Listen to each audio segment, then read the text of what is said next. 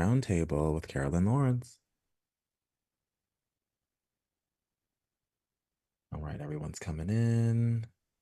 Hello, hello, welcome. Want to make sure I have everyone. 1, 2, 3, 4, 5. Oh, I see Perfect. some kiddos. Hi, welcome to this roundtable with Carolyn Lawrence. I just want to remind you to stay muted until you are called on. Once you are called on, please say your name and outlet.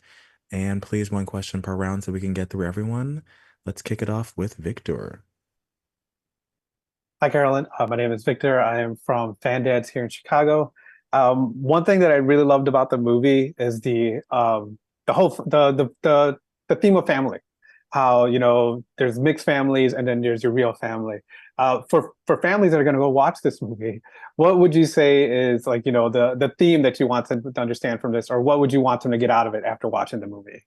I agree with you, Victor. I think it's really interesting because it has so many different themes, right?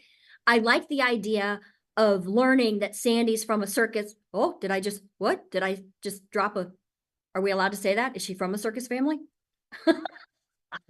Am I in trouble now? Okay, let's just say that she's from a family that's different than her, right? And that they might have had different goals for what they wanted her to do. And the fact that she like break the mold and she had a different dream, but they still support her. I think that's amazing. I also think it's amazing that you're right, that your family obviously is what you're born into, but your family is also something you create when you become an adult. And that's a different choice and a different kind of family, right? And they both inform you. So I think the movie kind of covers all of that, and I love it. Thank you. Thank you, Victor. I don't know if I just got in trouble or not. Melissa. Hi, I'm Mel from the Mommyhood Chronicles. Such a iconic character.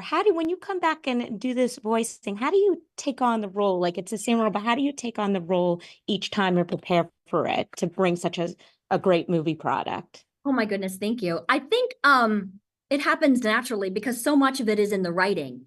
And over 25 years, every time the writers write something that's new, you learn as an actress too. You're like, oh, so now she has to whistle. Can I whistle? Oh, now she has to sing. Huh? Can I sing? Like each time you expand also yourself, right?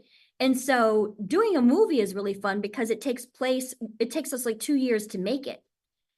And usually the series is an 11-minute episode, so we can record that in like 4 hours.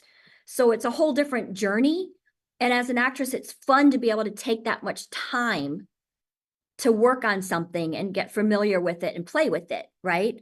So it's very satisfying. Thank you so much. Thank you. I was like, did I even answer the question? I don't know. Go off on it. Candy. Hi, Carolyn. I'm Candy from Candy Palooza. It's such a pleasure to speak with you this morning. I am a Texan, and Sandy Cheeks is my absolute favorite character because she is from Texas. Sure. Given that Sandy Cheeks is such a strong, independent character, can you share some insights into how her role evolves in Saving Bikini Bottom, the Sandy Cheeks movie? I think early on in the show, she was kind of like, she's a supportive character, right? Like she keeps the story going from one thing to another. And obviously she's highly capable. And obviously she has all those things that we love about her. But it's fun now, 25 years in, that you're really learning more about her whole person, right? Her whole squirrel. Yeah. Because you do get to see her family and you do get to go, oh, so that's why she is who she is, or oh, I can see why this, that, or the other didn't work or does work, or I don't know. I think that's part of the fun of the journey all these years later. And it's also, I mean, it's true. No matter how old we are, we're still learning about ourselves, right? So I'm the same way. She's made me more comfortable, I think. Playing her all these years made me more comfortable as a woman, like standing up for myself, right? I have to hold on to my inner squirrel sometimes and speak up for what I want. And I don't know, it's fascinating. I can't wait till I'm 104 years old or whatever, and I can look back and go, wow, that was cool. I love it. Thank you so much. The Patricios. Hi, I'm Kennedy. And I'm Carter. We're from the Patricios, and thank you for taking the time to talk with us today. We loved the movie. I'm so glad. Howdy. When did you first audition for the role of Sandy, and what is your favorite thing about voicing this character? I first auditioned for her back in whatever it was, 98, 97. I forget when we even really started auditioning. And it was totally random. I'll let you guys know. This is one of those things that sometimes in life you have to work really hard, but you have to be prepared for those random moments. Because I had been auditioning all day, every day for like 3 years trying to get an animated series. And I ran into a lady on the sidewalk in Los Feliz outside of LA. And she asked me if I did voiceovers. She liked my sound. And it turned out to be the casting director from SpongeBob. And she's the one that called me in. And that is how I got the job. So it wasn't a typical route. I had done all the work, but it was that moment. So when you go through life, you have to be open, right? If I wouldn't have talked to her that day on the sidewalk, if I wouldn't have been kind, if I would have been in a hurry, whatever, that moment wouldn't have happened. So I really, really hope kids out there pay attention to their life and stay open to the opportunities. Thank you. Thank you. Jana. I want to talk to them more, but hi, Jana. Hi, Carolyn. I'm Jana from Whiskey and Sunshine. Thank you so much for being here with us today. I know Sundays are a little like, whatever for everybody. We're so glad that Sandy Cheeks finally has her own feature film. What is it about Sandy Cheeks and then just the sort of SpongeBob family in general that makes the characters and the story so timeless? Like, what is it about this that you love doing? I think there's so many things. I think a big part of it is that when Steve cast us, he really saw us as people, not just as sounds, right? And so a lot of the deep parts of our characters are actually deep parts of our persons. I mean, Clancy is not just all about money. That's not the part I mean. But I think that's a big part of it. I think that the fact that we all have truly become like a family in real life. I mean, in a family, you have all those personalities, right? You're like, oh, well, that brother bugs me right now, or wow, I wish that person. But at the end of the day, you have that immense love and support. And we as a cast have that. So I think that that's part of what has connected maybe with the fans as well. I think the fun of the show is the fun of us doing it, maybe. I don't know. I also think that it's been a consistent happy place for people to come, that it's kind of like a great pair of jeans. Like every time you click it on, you know what you're going to get. You're going to get great music. You're going to get wonderful comedy. You're going to get a happy, solid story. Like even if there's struggle within it, it always ends up that a character supports a character and it ends well. And I think that's universal, right? It doesn't matter what language you speak. You're happy to be there. I think it makes people feel good. I don't know. I said a lot of things right now. I don't know. No, I think they're perfect. And I love the jeans analogy. That's so great, right? Like it is your favorite pair of jeans. You put it on, you know what you're going to get. You're happy, you're comfortable. It's great. I love it. Yeah. Thank you. Yeah, sure. Let's go back to Victor. So Carolyn, you mentioned how the show's been on for 25 years. And for 25 years, we've heard the same theme song every episode, every moment. But now, how awesome was it to hear the twist on the theme song now with your name in it? You know what? It's so overwhelming. Like truly.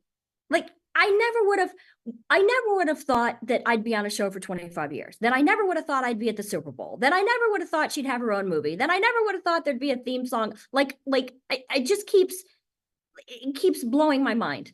But yeah, it's really exciting. You know, the sad part, here's the truth. I'm going to be honest. So 25 years, that theme song, and I've never learned the lyrics. I've always only sung the chorus. That's kind of sad, but true. Thank you very much. And it should be your new ringtone. Thank you. Yes. Mel. So you know this character so well. You're going into this film. You're the star. Do they give you any free range to improv a little bit or put your own twist into it outside of the script or anything? That Oh, you sure. Well, that you wanted to add on that necessarily didn't get in the script, but you felt like it was important to add on. Yeah, we've always had the freedom on our show. We've always done a couple of passes or a couple of takes as written of everything. And then they've always let us do a crazy pass where we could do whatever came to our minds. And so the director, Liza, it was no different. You know, Tom helped out with voice directing. Liza Johnson was our director overall. And nobody's ego is so big that they won't let us play. That's part of the beauty of our show, is everybody truly just wants what's going to be the most funny, or whatever's going to be the most, whatever serves the actual show, everybody's on board. So if you have an idea, they're like, sure, give it a whirl. And then you're like, oh, it didn't work. It was funnier in my head. No, so a lot of times, you know, we do get to play, which is great. Andy. Carolyn, so you mentioned that, sometimes you have to subdue the inner squirrel in Carolyn. Being that you've been Sandy Cheeks for 25 years now, what were you able to put a little bit more of Carolyn in Sandy for this film? Yeah, I think so. It was interesting too that to get to have just a couple of those softer moments, right? A couple of those moments where she's connecting with her family, like the moment when she's leaving again, right? It's just that depth maybe was fun to touch on. That was really enjoyable for me as an actress, and I think it's interesting to see her have those moments too. And hopefully, I mean, who knows where we're gonna go? Like, hopefully, there's gonna be more things, and we're gonna get to play more in her world with her family and do some more explorations together. Maybe that'd be cool. We're pushing for it. Yeah, thank you. Patricia's. If you could see Sandy going on any other adventure, where would it be? Oh gosh. Okay. So I was thinking about this. Okay, I've got several. So one, she went to the moon, but it would be interesting if she saw more of the universe, maybe, because it would also be fun to get more of the science of our universe in there. That would be cool. I think there's still a lot about our oceans we don't know, because our oceans are so deep. There's things that we don't know going on down there. I don't know. There's a lot about nature. I'm a huge fan of nature, bugs, critters, all of it, love it all. So anything to do with any of that would make me happy. Thank you. Thank you. Sure. Jana. So this movie obviously was, I think, a little bit more fun for you, just because we got to explore Sandy's, background and her family and whatnot. Do you have a favorite scene from the movie that either made it in, or a scene that you filmed that for whatever reason got cut that you really wish had made it in? Okay, so here's what's funny. My moment like that isn't Sandy. My moment like that is Squidward. Squidward has a song in this movie, and to me, it's so, I couldn't have loved it more. Like, I connected with it. I loved it. I loved his performance on it, but it was short, right?